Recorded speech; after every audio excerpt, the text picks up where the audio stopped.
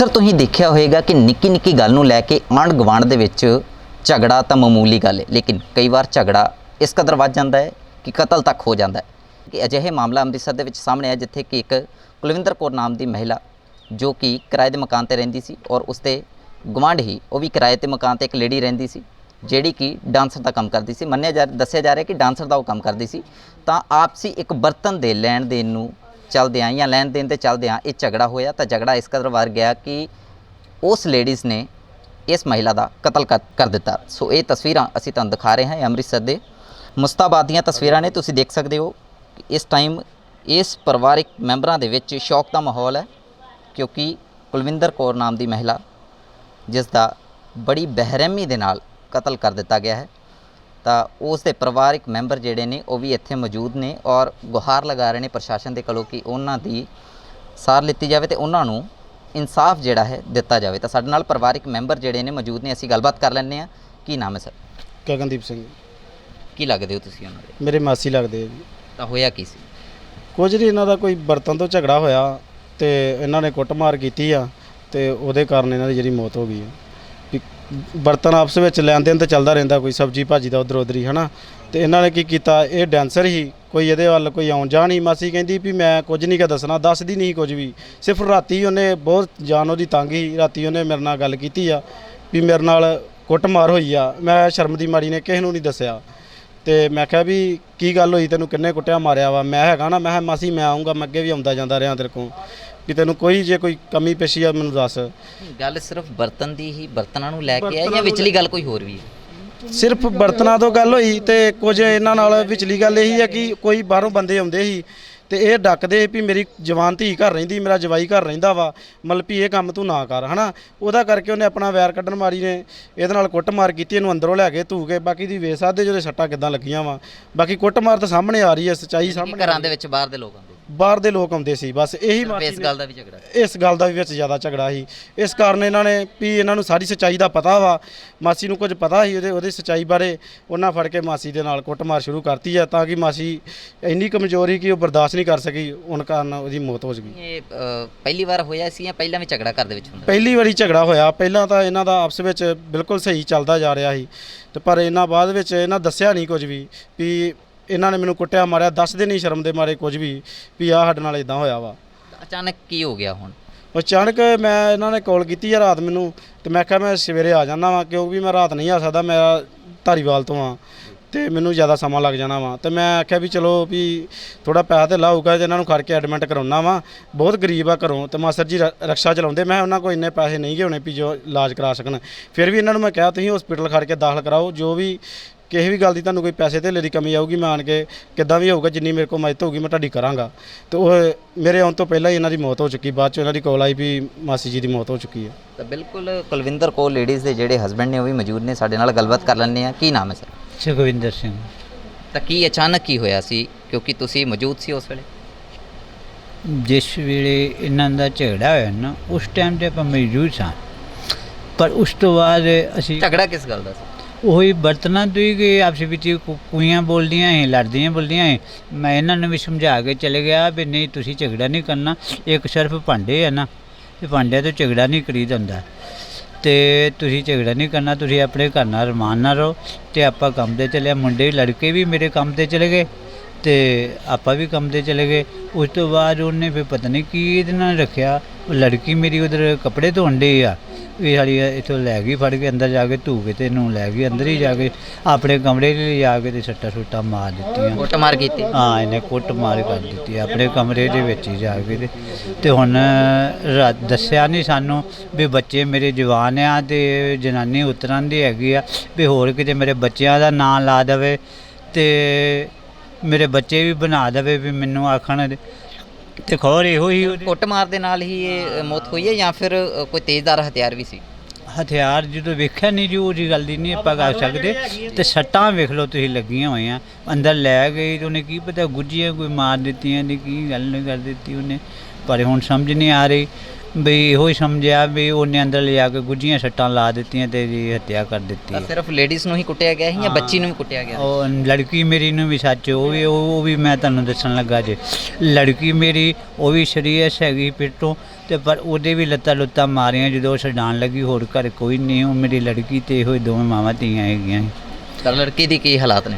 ਹਾਲਾਤ ਉਹਨੂੰ ਵੀ ਦੂਸਰਾ ਤੀਸਰਾ ਮਹੀਨਾ ਹੈ ਤੇ ਉਹ ਵੀ ਉਹਨੂੰ ਕੀ ਪਤਾ, ਉਹਦੇ ਵੀ ਛੱਟਾ ਛੁੱਟਾ ਮਾਰੀ, ਉਹਦੇ ਮੂੰਹ ਮਾਂ ਪਾੜਿਆ, ਕੋਈ ਸੱਟ ਵੀ ਵੱਜੀ ਹੋ ਸਕਦੀ ਹੈ ਵੀ ਜ਼ਿਆਦਾ, ਪੇਟ ਵਿੱਚ ਵੀ ਸੱਟ ਮਾਰਤੀ ਹੋਈ ਉਹਦੀ। ਉਹ ਵੀ ਉਦੋਂ ਦੀ ਬਿਮਾਰ ਹੈ, ਪਰਸੋਂ ਦੀ। ਕੀ ਸਮਝਦੇ ਹੋ ਸਿਰਫ ਬਰਤਨ ਨੂੰ ਲੈ ਕੇ ਹੀ ਕੋਈ ਰੰਜਿਸ਼ ਹੈ ਜਾਂ ਪਹਿਲਾਂ ਦੀ ਕੋਈ ਹੋਰ ਵੀ ਇਹਦੇ 'ਚ ਗੱਲ ਹੋ ਸਕਦੀ ਨਹੀਂ, ਹੈ? ਹੋਰ ਕੋਈ ਗੱਲ ਨਹੀਂ। ਉਹ ਵੀ ਦੱਸਿਆ ਜਾ ਰਿਹਾ ਨਾ ਕਿ ਬੰਦੇ ਕੋਈ ਆਉਂਦੇ ਸੀ ਘਰ, ਆਮ ਉਹ ਘਰ ਆਉਂਦੇ ਸੀ ਇਹਨਾਂ ਦੇ। ਉਹਦੇ ਤੋਂ ਰੋਕਿਆ ਜਾਂਦਾ ਹੈ? ਤੇ ਅਸੀਂ ਤੇ ਉਹਨਾਂ ਨੂੰ ਰੋਕਣਾ ਹੀ ਵੀ ਨਹੀਂ। ਅਸੀਂ ਕੋਈ ਆਪਣਾ ਦਰਵਾਜ਼ਾ ਲਾ ਲਈਦਾ, ਜਿੱਥੋਂ 9 ਵਜੇ ਕੇ ਬੱਚੇ ਅੰਦਰ ਆ ਗਏ ਆਪਾਂ ਗੇਟ ਲਾ ਲਈਦਾ।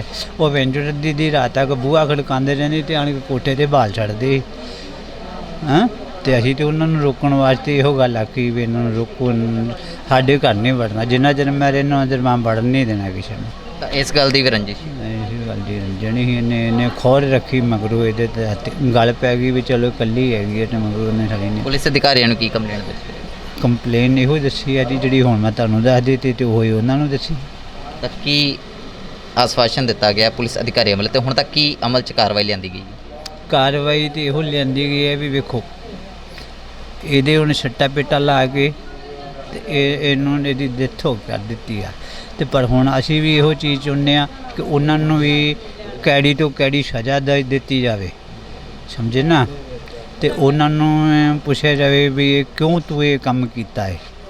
ਤੇ ਉਹਦੇ ਨਾਲ ਬਿਲਕੁਲ ਉਹਨਾਂ ਦਾ ਲੜਕਾ ਵੀ ਇੱਥੇ ਮੌਜੂਦ ਹੈ, ਅਸੀਂ ਉਹਨਾਂ ਦੇ ਨਾਲ ਵੀ ਗੱਲਬਾਤ ਕਰ ਲੈਂਦੇ ਕਿ ਆਖਿਰਕਾਰ ਵਜ੍ਹਾ ਕੀ ਵਜ੍ਹਾ ਹੈ? ਤੁਸੀਂ ਮੌਜੂਦ ਸੀ ਜਦੋਂ ਇਹ ਝਗੜਾ ਹੋਇਆ, ਇਹ ਸਭ ਕੁਝ ਹੋਇਆ? ਕੋਈ ਮੌਜੂਦ ਨਹੀਂ ਹੈਗੇ ਸੀ। ਬਾਕੀ ਸਾਨੂੰ ਮੰਮੀ ਸਾਡੀ ਨੇ ਅਜੇ ਤੱਕ ਦੱਸਿਆ ਤੱਕ ਨਹੀਂ ਸੀ ਵੀ ਸਾਡੇ ਨਾਲ ਇਹ ਲੜੀ ਝਗੜੀ ਹੈ, ਕਿਉਂ ਵੀ ਉਹਨੂੰ ਪਤਾ ਹੀ ਇਹਨੇ ਧਮਕੀਆਂ 1-2 ਵਾਰੀ ਦਿੱਤੀਆਂ, ਮੈਂ ਆਪਣੇ ਕੱਪੜਾ ਲੀੜਾ ਪਾੜ ਕੇ ਤੁਹਾਡੇ ਮੁੰਡਿਆਂ ਨੂੰ ਮੈਂ ਇੱਦਾਂ ਕਰ ਦੇਣਾ, ਉਹ ਕਰ ਦੇਣਾ। ਤੇ ਮੰਮੀ ਉਹਨਾਂ ਨੇ ਥੋੜਾ ਕਿਸਨੇ ਧਮਕੀ ਦਿੱਤੀ? ਇਹ ਜਨਾਨੀ ਨੇ, ਕੀ ਨਾਮ ਹੈ?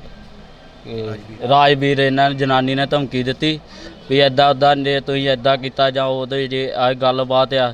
ਤੇ ਅਸੀਂ ਉਹ ਮੰਮੀ ਉਹਨਾਂ ਨੇ ਸਾਨੂੰ ਦੱਸਿਆ ਨਹੀਂ ਉਸ ਦਿਨ ਦਾ, ਵੀ ਰਾਤੀ ਦੱਸਿਆ ਜਦੋਂ ਜ਼ਿਆਦਾ ਸੀਰੀਅਸ ਹੋ ਗਏ। ਉਹ ਪਰ ਧਮਕੀ ਲਾਉਂਦੀ ਕਿਉਂ ਸੀ? ਧਮਕੀ ਭਾਈ ਇਹੋ ਗੱਲ ਤੋਂ ਵੀ ਜਾਂ ਕੋਈ ਉਹਨਾਂ ਦਾ ਕੀ ਪਤਾ ਉਹ ਭਾਂਡਿਆਂ ਦਾ ਕੀ ਗੱਲਬਾਤ ਹੋਈ ਕੀ ਨਹੀਂ, ਉਹਦੇ ਜਾਂ ਆਉਣ ਜਾਣ ਤੋਂ ਜ਼ਿਆਦਾ ਖੁੰਦੇ ਖਾਂਦੀ ਹੋਏਗੀ, ਤੇ ਜਾਂ ਇਹ ਗੱਲ ਤੋਂ ਇਸ ਕਰਕੇ ਵੀ ਸਾਡੇ ਘਰ 'ਚ ਆਉਣ ਨਹੀਂ ਦਿੰਦੇ ਜਾਂ ਕਿੱਦਾਂ ਵਾ। ਅਸੀਂ ਸਾਡੀ ਆਦਤ ਹੈਗੀ ਭਾਈ 2-4 ਸਾਲ ਹੋ ਗਏ ਆਪਾਂ ਕਦੀ ਕੋਈ ਗਲਤ ਬੰਦਾ ਨਹੀਂ ਵੜਨ ਦਿੰਦਾ। ਤਾਂ ਅਸੀਂ ਤੁਹਾਨੂੰ ਤਸਵੀਰਾਂ ਉਹਨਾਂ ਪਰਿਵਾਰਕ ਮੈਂਬਰਾਂ ਦੀਆਂ ਦਿਖਾ ਰਹੇ ਹਾਂ ਜਿਹੜੇ ਕਿ ਇਸ ਸਮੇਂ ਸ਼ੌਕ ਦੇ ਵਿੱਚ ਨੇ। ਤਾਂ ਅਸੀਂ ਤੁਹਾਨੂੰ ਦੱਸੀਏ ਕਿ ਇਹ ਘਰ ਦੀਆਂ ਤਸਵੀਰਾਂ ਤੁਸੀਂ ਦੇਖ ਸਕਦੇ ਹੋ ਕਿ ਇਸ ਘਰ ਦੇ ਵਿੱਚ 2 ਕਮਰੇ ਜਿਹੜੇ ਕਿ ਬਣੇ ਹੋਏ ਸੀ। ਇੱਕ ਘਰ ਦੇ ਵਿੱਚ ਕੁਲਵਿੰਦਰ ਕੌਰ ਨਾਮ ਦੀ ਜਿਹੜੀ ਮਹਿਲਾ ਹੈ ਉਹ ਰਹਿ ਰਹੀ ਸੀ, ਤੇ ਦੂਸਰੇ ਜਿਹੜਾ ਕਮਰਾ ਹੈ ਉਸ ਦੇ ਵਿੱਚ ਰਾਜਵੀਰ ਕੌਰ ਜਿਹੜੀ ਕਿ ਡਾਂਸਰ ਦੱਸੀ ਜਾ ਰਹੀ ਹੈ ਉਹ ਰਹਿ ਰਹੀ ਸੀ। ਤਾਂ ਇੱਕ ਕਮਰੇ ਦੇ ਵਿੱਚ ਕੁਲਵਿੰਦਰ ਕੌਰ, ਤਾਂ ਦੂਸਰੇ ਕਮਰੇ ਦੇ ਵਿੱਚ ਯਾਨੀ ਕਿ ਆਂਢ ਗੁਆਂਢ ਜਿਹੜੇ ਸੀ ਆਪਸ ਦੇ ਵਿੱਚ ਰਹਿ ਰਹੇ ਸੀ। ਤਾਂ ਇੱਕ ਬਰਤਨ ਨੂੰ ਲੈ ਕੇ ਕਹਾਂ ਸੁਣੀ ਹੋਈ। ਤਾਂ ਦੱਸਿਆ ਵੀ ਜਾ ਰਿਹਾ ਹੈ ਕਿ ਇਸ ਘਰ ਦੇ ਵਿੱਚ ਤਕਰੀਬਨ ਬੰਦੇ ਆਉਂਦੇ ਸੀ ਤਾਂ ਉਹਨਾਂ ਨੂੰ ਰੋਕਿਆ ਜਾਂਦਾ ਸੀ, ਜਿਸ ਤੋਂ ਬਾਅਦ ਇਸ ਰੰਜਿਸ਼ ਦੇ ਚੱਲਦਿਆਂ ਵੀ ਇਹ ਸਭ ਕੁਝ ਹੋਇਆ। ਤਾਂ ਅਸੀਂ ਤੁਹਾਨੂੰ ਜ਼ਰੂਰ ਤਸਵੀਰਾਂ ਉਸ ਮਹਿਲਾ ਦੀਆਂ ਦਿਖਾਉਣਾ ਚਾਹਾਂਗੇ। ਤਾਂ ਇਹ ਤੁਸੀਂ ਤਸਵੀਰ ਦੇਖ ਸਕਦੇ ਹੋ, ਇਹ ਉਸ ਮਹਿਲਾ ਦੀ ਤਸਵੀਰ ਹੈ ਜਿਹੜੀ ਕਿ ਡਾਂਸਰ ਜਿਹੜੀ ਹੈ ਦੱਸੀ ਜਾ ਰਹੀ ਹੈ। ਤਾਂ ਇਹ ਤਸਵੀਰ ਉਸ ਮਹਿਲਾ ਦੀ ਹੈ ਜਿਸ ਵੇਲੇ ਜਿਹੜੀ ਵਾਰਦਾਤ ਹੈ ਉਹ ਕੀਤੀ ਗਈ ਹੈ। ਫਿਲਹਾਲ ਇਹ ਤਾਂ ਇਨਵੈਸਟੀਗੇਸ਼ਨ ਦਾ ਵਿਸ਼ਾ ਹੈ ਕਿ ਵਾਰਦਾਤ ਕਿਸ ਤਰ੍ਹਾਂ ਹੋਈ ਹੈ, ਇਹ ਤਾਂ ਪੁਲਿਸ ਅਧਿਕਾਰੀ ਹੀ ਦੱਸਣਗੇ। ਤਾਂ ਸਾਡੇ ਨਾਲ ਇਸ ਸਮੇਂ ਇਲਾਕਾ ਨਿਵਾਸੀ ਜਿਹੜੇ ਨੇ ਉਹ ਮੌਜੂਦ ਨੇ, ਉਹਨਾਂ ਦੇ ਨਾਲ ਵੀ ਗੱਲਬਾਤ ਕਰ ਲੈਂਦੇ ਹਾਂ। ਸਰ, ਹੋਇਆ ਕੀ ਸੀ ਆਖਿਰਕਾਰ? ਕੋਈ ਦੱਸ ਰਿਹਾ ਹੈ ਜੀ ਬਰਤਨ ਦੇ ਕਰਕੇ ਝਗੜਾ ਹੋਇਆ ਹੈ, ਤੇ ਕੋਈ ਦੱਸ ਰਿਹਾ ਹੈ ਕਿ ਇਸ ਘਰ ਦੇ ਵਿੱਚ ਲੜਕੇ ਆਉਂਦੇ ਸੀ, ਉਹਨਾਂ ਨੂੰ ਰੋਕਿਆ ਜਾਂਦਾ ਸੀ ਤੇ ਤਦ ਝਗੜਾ ਹੈ। ਹਾਂਜੀ, ਮੈਂ ਜੀ ਐਸਸੀ ਸੈੱਲ ਦਾ ਜ਼ਿਲ੍ਹਾ ਜਨਰਲ ਸਕੱਤਰ ਹਾਂ। ਮੁਖਤਾਰ ਸਿੰਘ ਮੇਰਾ ਨਾਮ ਹੈ। ਮੈਂ ਇਹਨਾਂ ਦੇ ਲਾਗੇ ਰਹਿਣਾ ਜੀ। ਮੈਨੂੰ ਇਹ ਸ਼ਿਕਾਇਤ ਮਿਲੀ ਕਿ ਅੱਜ ਉਹ ਜਨਾਨੀ ਡਾਂਸਰ ਇੱਕ ਰਹਿੰਦੀ ਹੈ, ਉਹਦੇ ਘਰ ਬੰਦਿਆਂ ਦਾ ਆਉਣਾ ਜਾਣਾ ਸੀ, ਨਸ਼ੇ ਵੀ ਕਰਦੀ ਸੀ, ਉਹ ਬਹੁਤ ਸ਼ਰਾਬਾਂ ਪੀਂਦੀ ਸੀ। ਤੇ ਇਹ ਬੜੇ ਇੱਜ਼ਤਦਾਰ ਬੰਦੇ ਆ ਕਿ ਇਹਨਾਂ ਨੇ ਉਹਨੂੰ ਰੋਕਿਆ ਕਿ ਮਾੜਾ ਚੰਗਾ ਬੰਦਾ ਇੱਥੇ ਨਹੀਂ ਆਉਣਾ ਚਾਹੀਦਾ। ਇੱਕ ਇਹਨਾਂ ਦੀ ਬੇਟੀ ਆ, ਪ੍ਰੈਗਨੈਂਸ ਆ, ਉਹਨੂੰ ਵੀ ਲੱਤਾਂ ਨਾਲ ਕੁੱਟਿਆ ਗਿਆ, ਲੱਤਾਂ ਮਾਰੀਆਂ ਪੇਟ ਦੇ ਵਿੱਚ, ਤੇ ਇਹਨੂੰ ਬੁਰੀ ਤਰ੍ਹਾਂ ਕੁੱਟਮਾਰ ਕੀਤੀ ਗਈ। ਤੇ ਇਹ ਬਹੁਤ ਮਾੜੀ ਘਟਨਾ ਹੈ। ਮੇਰੀ ਇਹੋ ਹੱਥ ਬੰਨ੍ਹ ਕੇ ਬੇਨਤੀ ਆ ਕਿ ਇਹਨਾਂ ਦੇ ਸੁਣਾਈ ਕੀਤੀ ਜਾਵੇ, ਉਸ ਕਾਤਲਾਂ ਤੇ ਕਾਨੂੰਨੀ ਕਾਰਵਾਈ ਕੀਤੀ ਜਾਵੇ, ਸਖਤ ਤੋਂ ਸਖਤ ਸਜ਼ਾ ਦਿੱਤੀ ਜਾਵੇ। ਇਹਦੇ ਲੜਕੀ ਦੇ ਮਤਲਬ ਜਿਹੜੀ ਜੋ ਮਰੀ ਆ, ਇਹਦੇ ਹਸਬੈਂਡ ਨਾਲ ਮੇਰੀ ਗੱਲ ਹੋਈ ਆ। ਉਹ ਕਹਿੰਦਾ ਕਿ ਉਹ ਮੈਨੂੰ ਕਹਿੰਦੀ ਰਹੀ ਆ ਕਿ ਇਹਦੇ ਕੋਲ ਜਿਹੜੇ ਨਜਾਇਜ਼ ਬੰਦੇ ਆਉਂਦੇ ਆ, ਉਹਨਾਂ ਨੇ ਮੈਨੂੰ ਰਿਵਾਲਵਰ ਦੀ ਧਮਕੀ ਦਿੱਤੀ ਆ ਕਿ ਤੇਰਾ ਸਾਰਾ ਜੀਆ ਜੰਤ ਮਾਰ ਦੇਵਾਂਗੇ, ਨਹੀਂ ਤਾਂ ਤੁਸੀਂ ਇੱਥੋਂ ਕਮਰਾ ਬਦਲ ਦਿਓ। ਤੇ ਕਹਿੰਦੇ ਵੀ ਅਸੀਂ ਹੁਣ ਆਪਣਾ ਪਰਿਵਾਰ ਲੈ ਕੇ ਕਿੱਥੇ ਜਾਈਏ। ਤੇ ਇਹਨਾਂ ਨੇ ਫਿਰ ਇਹਨਾਂ ਨਾਲ ਤਾਂ ਵਧੀਕੀ ਕੀਤੀ ਆ, ਤੇ ਇਹ ਪਰਿਵਾਰ ਸਾਰਾ ਸਹਿਮਿਆ ਹੋਇਆ ਮੇਰੀ ਹੱਥ ਜੋੜ ਕੇ ਇਹੋ ਹੀ ਸਰਕਾਰ ਨੂੰ ਬੇਨਤੀ ਹੈ ਕਿ ਇਹਨਾਂ ਦੇ ਬਹੁਤ ਕਾਨੂੰਨੀ ਕਾਰਵਾਈ ਕੀਤੀ ਜਾਵੇ ਅਤੇ ਇਹਨਾਂ ਗਰੀਬਾਂ ਨੂੰ ਇਨਸਾਫ ਦਿਵਾਇਆ ਜਾਵੇ। ਹੁਣ ਤੱਕ ਪੁਲਿਸ ਅਧਿਕਾਰੀਆਂ ਵੱਲੋਂ ਕੀ ਕਾਰਵਾਈ ਅਮਲ ਦੇ ਵਿੱਚ ਲਿਆਂਦੀ ਗਈ ਹੈ, ਅਸੀਂ ਜ਼ਰੂਰ ਗੱਲਬਾਤ ਕਰਾਂਗੇ ਕਿਉਂਕਿ ਪੁਲਿਸ ਦੇ ਅਧਿਕਾਰੀ ਵੀ ਜਿਹੜੇ ਨੇ ਉਹ ਇੱਥੇ ਮੌਜੂਦ ਨੇ। ਸਰ, ਕੀ ਗੱਲ ਕੀ ਹੋਈ ਹੈ, ਵਾਰਦਾਤ ਕੀ ਹੋਈ ਹੈ, ਹੁਣ ਤੱਕ ਕੀ ਕੀਤਾ ਜਾ ਰਿਹਾ ਸਰ? ਸਾਡੇ ਅਫਸਰ ਇਨਵੈਸਟੀਗੇਸ਼ਨ ਕਰ ਰਹੇ ਆ, ਜੋ ਤੱਥ ਹੋਣਗੇ ਉਹਦੇ ਮੁਤਾਬਕ ਕਾਰਵਾਈ ਕਰਦੇ ਕੀ ਹੋਇਆ, ਕੀ ਪਤਾ ਲੱਗਾ ਸਰ ਕਤਲ ਦੀ ਕੀ ਵਜ੍ਹਾ ਹੈ? ਦੋਵੇਂ ਗੁਆਂਢੀ ਆਪਸ 'ਚ ਲੜੇ ਲੁੱਡੇ ਕਾਫੀ ਹਫ਼ਤਾ ਪਹਿਲਾਂ ਇਹਨਾਂ ਦਾ ਝਗੜਾ ਹੋਇਆ।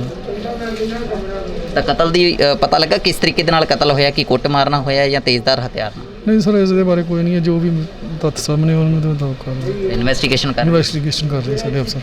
ਤਾਂ ਪੋਸਟਮਾਰਟਮ ਕਰਾਇਆ ਜਾਏਗਾ? ਹਾਂਜੀ ਸਰ, ਹਾਂਜੀ।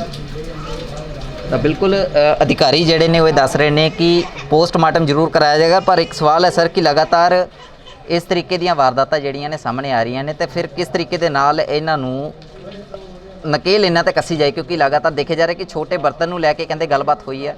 ਉਸ ਤੋਂ ਪਹਿਲਾਂ ਇਹ ਦੱਸਿਆ ਜਾ ਰਿਹਾ ਕਿ ਪਹਿਲਾਂ ਵੀ ਉਸ ਲੇਡੀਜ਼ ਵੱਲੋਂ ਇਸ ਲੇਡੀਜ਼ ਨੂੰ ਰੋਕਿਆ ਗਿਆ ਸੀ, ਜਿਹੜੀ ਲੇਡੀ ਘਰ ਦੇ ਵਿੱਚ ਪਰਸਨ ਲੈ ਕੇ ਆਂਦੀ ਸੀ, ਕਿਉਂਕਿ ਉਹ ਡਾਂਸਰ ਦਾ ਕੰਮ ਕਰਦੀ ਸੀ। ਉਹਦੇ ਤੇ ਇਹ ਆਰੋਪ ਲੱਗੇ ਨੇ ਕਿ ਉਹ ਘਰ ਲਿਆਂਦੀ ਸੀ ਲੜਕੇ, ਉਹਨਾਂ ਨੂੰ ਸਿਰਫ ਰੋਕਿਆ ਜਾ ਰਿਹਾ ਸੀ। ਹੋ ਸਕਦਾ ਕਿ ਸ਼ਾਇਦ ਰੰਜਿਸ਼ ਦੇ ਚੱਲਦਿਆਂ ਹੋਇਆ। ਕਿ ਇਹ ਸਭ ਕੁਝ ਤੁਹਾਡੀ ਨੌਲੇਜ 'ਚ ਆਇਆ ਸਰ? ਨਹੀਂ ਸਰ, ਇਹਦੇ ਬਾਰੇ ਸਾਨੂੰ ਨਹੀਂ ਕੋਈ ਪਤਾ, ਇਹਦੇ ਬਾਰੇ ਸਾਨੂੰ ਨਹੀਂ ਕੋਈ ਪਤਾ। ਅਜੇ ਤੱਕ ਇਨਵੈਸਟੀਗੇਸ਼ਨ ਚੱਲ ਰਹੀ ਹੈ? ਹਾਂਜੀ, ਹਾਂਜੀ, ਇਹਦੇ ਬਾਰੇ ਕੋਈ ਪਤਾ ਨਹੀਂ। ਤਾਂ ਬਿਲਕੁਲ ਮੌਕੇ ਤੇ ਪਹੁੰਚੇ ਹੋਏ ਪੁਲਿਸ ਅਧਿਕਾਰੀ ਨੇ, ਜਿਨ੍ਹਾਂ ਵੱਲੋਂ ਇਨਵੈਸਟੀਗੇਸ਼ਨ ਜਿਹੜੀ ਹੈ ਉਹ ਅਜੇ ਤੱਕ ਕੀਤੀ ਜਾ ਰਹੀ ਹੈ। ਤਾਂ ਇਹਨਾਂ ਦਾ ਇਹ ਕਹਿਣਾ ਹੈ ਕਿ ਜਿਹੜੇ ਵੀ ਤੱਥ ਹੋਣਗੇ ਉਹਦੇ ਆਧਾਰ ਦੇ ਉੱਤੇ ਬਣਦੀ ਕਾਨੂੰਨੀ ਕਾਰਵਾਈ ਕੀਤੀ ਜਾਏਗੀ। ਫਿਲਹਾਲ ਬੋਡੀ ਜਿਹੜੀ ਹੈ ਪੋਸਟਮਾਰਟਮ ਲਈ ਭੇਜੀ ਜਾ ਰਹੀ ਹੈ। ਪੋਸਟਮਾਰਟਮ ਤੋਂ ਬਾਅਦ ਜਿਹੜੇ ਵੀ ਤੱਥ ਸਾਹਮਣੇ ਆਉਣਗੇ ਉਸ ਦੇ ਆਧਾਰ ਦੇ ਉੱਤੇ ਬਣਦੀ ਕਾਨੂੰਨੀ ਕਾਰਵਾਈ ਕੀਤੀ ਜਾਏਗੀ। ਵੀਡੀਓ ਜਰਨਲਿਸਟ ਮਨੋਜ ਭਗਤ ਦੇ ਨਾਲ ਵਿਸ਼ਾਲ ਸ਼ਰਮਾ, ਲਾਈਵ ਭਾਰਤ, ਅੰਮ੍ਰਿਤਸਰ।